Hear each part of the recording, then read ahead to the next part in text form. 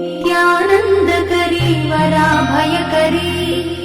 सौन्दर्यरत्नाकरी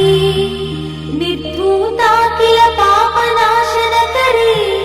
प्रत्यक्ष माहेश्वरी प्राणेयाचलवंशपावनकरी काशीपुराधीश्वरी भिक्षां देहि कृपावलम्बनकरी मातान्नपूर्णेश्वरी